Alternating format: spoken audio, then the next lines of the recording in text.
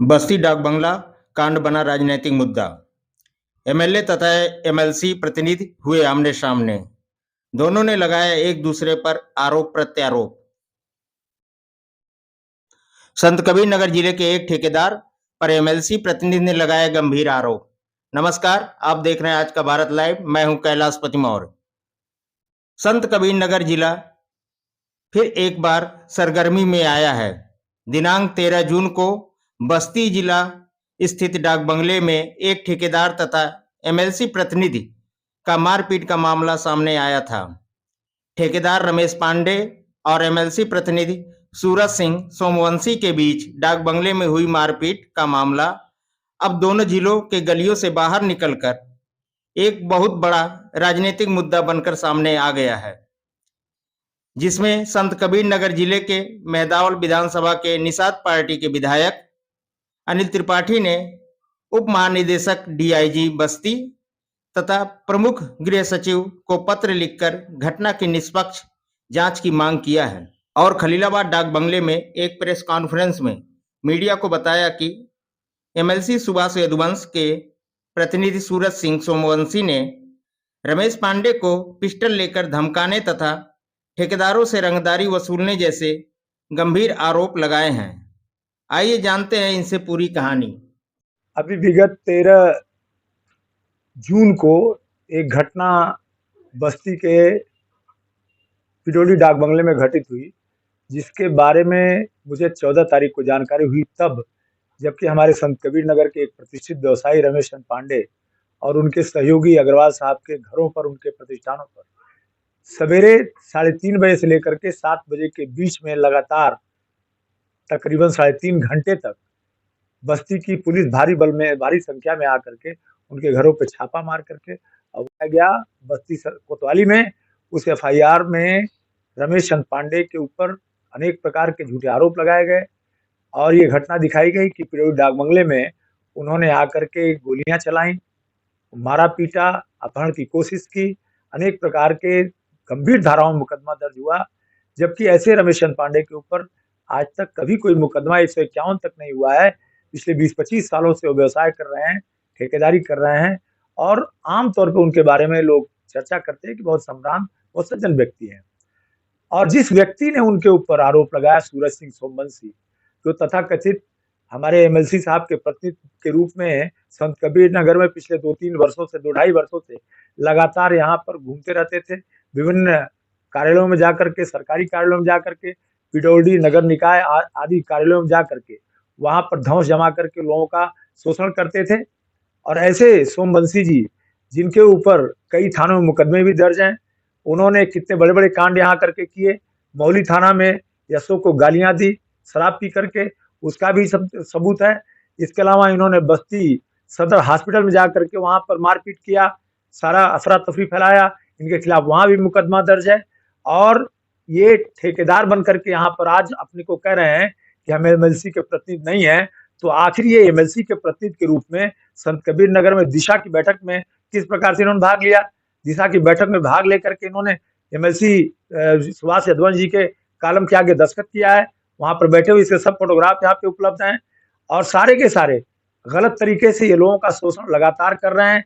फर्जी तरीके से लोगों के खिलाफ चिट्ठियां लिखवा करके, सुभाष यदुवंश जी के चिट्ठियों का प्रयोग भी शायद उनको नहीं पता, वो दस्तखत करके दे दिए हों और ये लोग उनकी चिट्ठियों का प्रयोग करके कई ठेकेदारों के, कई अधिकारियों के ऊपर कार्रवाई करा करके उनका भी फिर कार्रवाई कराने के लिए चिट्ठी लिखाते हैं, फिर उसको वापस लेते हैं, उनसे वसूली कर लेते हैं।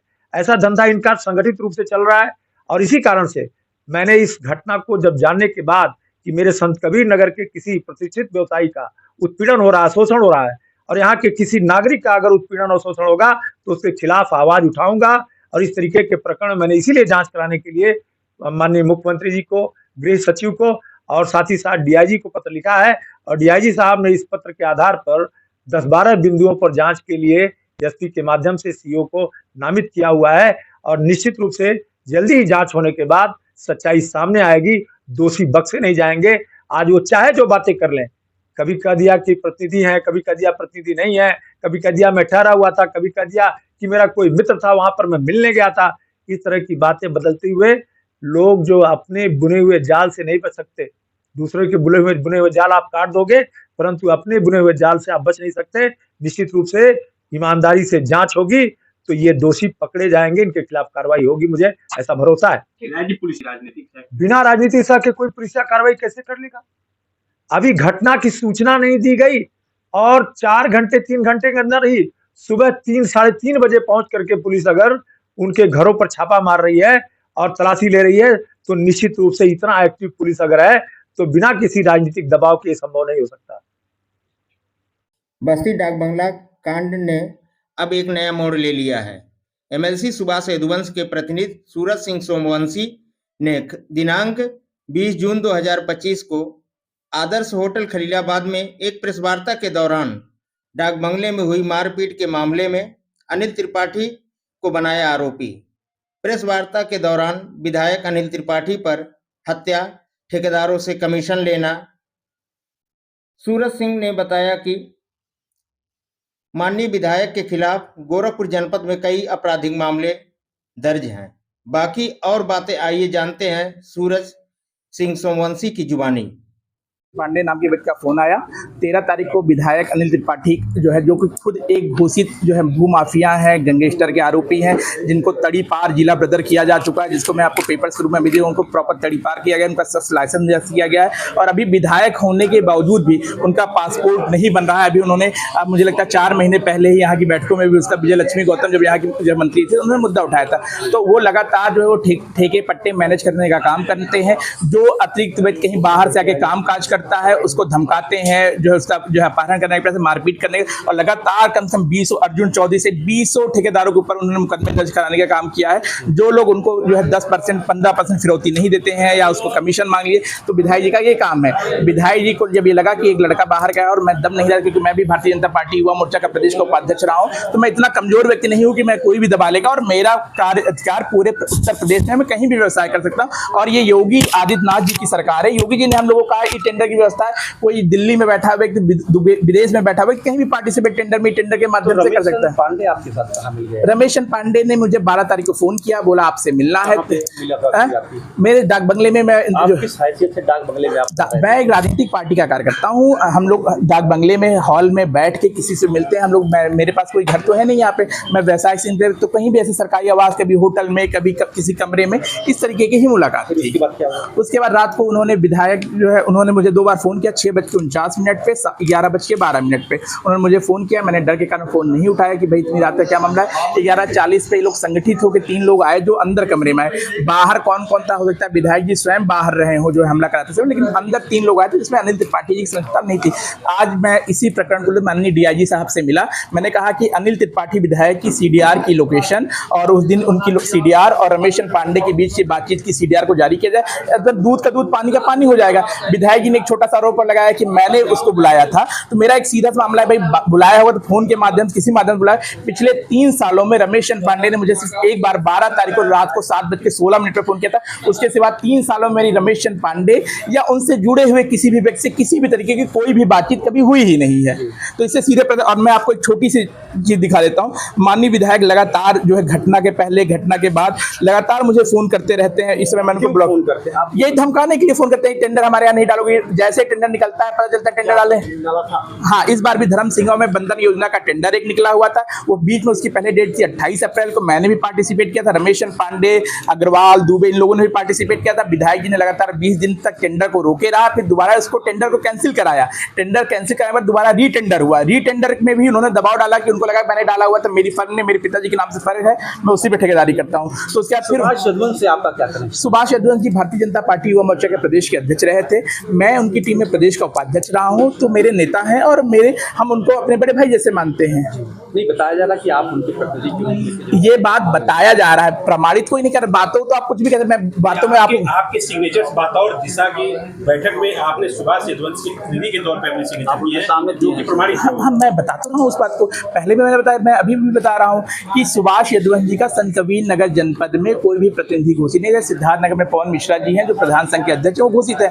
अलग अलग समय पे कभी यहाँ युवा जो वो भाजपा के जिला उपाध्यक्ष आदित्य यादव जी बैठक में जाते हैं, कभी जो पूर्व में युवा मोर्चा के जिला अध्यक्ष रहे मनोज पांडे जी जाते हैं, और आपके ये क्या नाम है वो जो है शैलेंद्र यादव जी जाते हैं, नरेंद्र पांडे जी जाते हैं, ऐसे 200 लोग अलग अलग बैठकों पे जाते हैं। एक बार बैठक में कोई नहीं था, मैं यहाँ पे संयोग से मौके पे था, उन्होंने मुझे फोन किया कि उक्त बैठक, उन्होंने लेटर भी जारी कर, उन्होंने कहा एक बैठक में सम्मिलित होने के लिए, ये एकदम सामान्य क्रिया है कि आप बैठक में, कभी कभी ऐसा था कि एक दिन 3 बैठकें होती हैं, शामिल हुए थे ना? एक बैठक में बिल्कुल मैं सम्मिलित हुआ था। डाक बंगले में भी आप खड़े थे और सुभाष यदुवंशी जी के नाम से बिल्कुल, मैं बस्ती बाग बंगले में थे, मैं वहाँ पे अपने मित्र पंकज सिंह गद्यार का था, मुझे लखनऊ जाना था, मैं उनका जो है बैठ के इंतजार कर रहा था।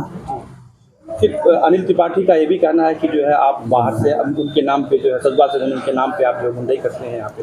मैं भी 3 दिनों से हूँ, मेरे ऊपर 151 का भी एक भी मुकदमा अभी नहीं दर्ज है आज की डेट में। थाने में आपके विवाद का मौली थाने में बस्ती में नरसिंह धारा में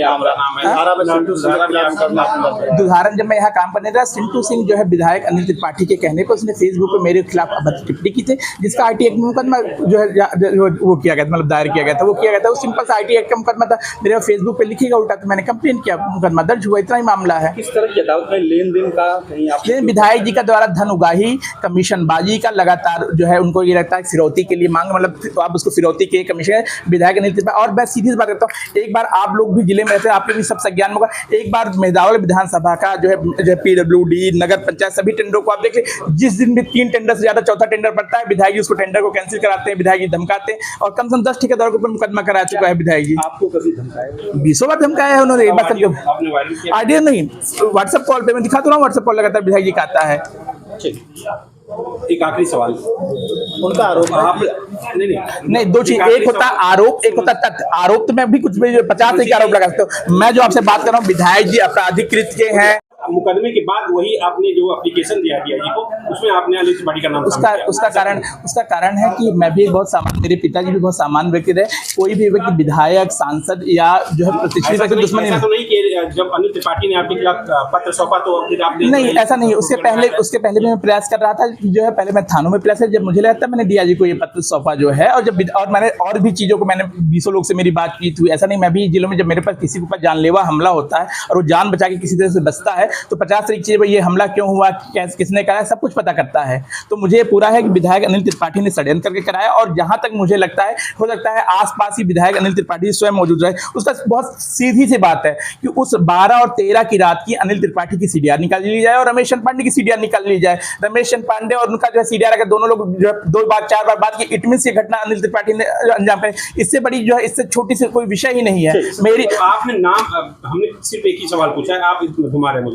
सवाल ये है कि अनिल त्रिपाठी जब उस समय मुकदमे में आपने नहीं लिखवाया, तो बाद में मुकदमे की, मैं आपको बहुत छोटी बात, जब मेरे ऊपर हमला हुआ तुरंत एप्लीकेशन लिख के दिया जाता है, उस समय इतना दिमाग में, उसमें तो जो इंसिडेंट हुआ उसको करके मेरा मोबाइल गायब था, जो है मोबाइल पुलिस ने बरामद किया, उसके बाद उनको सर्विलांस लगाया, तो आदमी तो तुरंत ही पहले जो समझ में आया उसको करके मुकदमा पहले दर्ज कराने का प्रयास करता है, पहले विधायक, सांसद, इन लोगों को खोजने का प्रयास करता है। वो तो बाद में जो घटनाक्रम हुई सारी चीजें उससे समझ में आ गया विधायक जी नहीं कराया हुआ है। जो है ये भी आरोप उन्होंने लगाया कि एमएलसी के नाम पे आप जो है व्यापारियों से जो वसूली करते हैं।